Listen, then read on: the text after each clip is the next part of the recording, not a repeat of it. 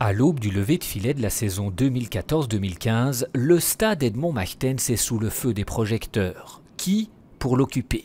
Un duo, le RWDM Brussels relégué en Division 3, mais surtout le White Star en provenance du stade Fallon. Je dirais que c'est en très bonne voie.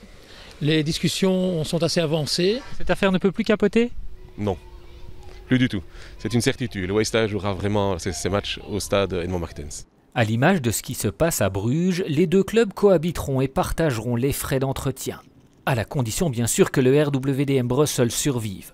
Rien n'est moins sûr, car l'arrivée des Woluvéens hypothèque un peu plus encore les chances du club molenbeekois de trouver des partenaires financiers. On n'achète pas un fonds de commerce sans bail et sans commerce. Donc ici c'est un peu paradoxal. C'est vrai que le club est là, le club existe, mais si on ne peut pas mettre en avant le stade au repreneur, je ne sais pas comment un repreneur peut envisager reprendre. Pour la commune, pourtant, il n'y avait aucune autre solution. Il en va de l'avenir des jeunes. Prenons une hypothèse. Si le RWDM devait être radié, ce sont des informations que nous avons pu avoir de la fédération. Il est important pour nous de pouvoir faire en sorte que cette école des jeunes puisse continuer à fonctionner.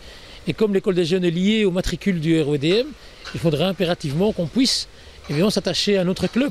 Et le mot fusion de rejaillir, joint par téléphone, Johan Vermeersch ne souhaite pas réagir. Il est vrai que le président du RWDM Brussels n'a plus vraiment son mot à dire. Un peu comme cette pelouse du stade Fallon, méticuleusement taillée, mais apparemment moins verte que celle du stade Martens.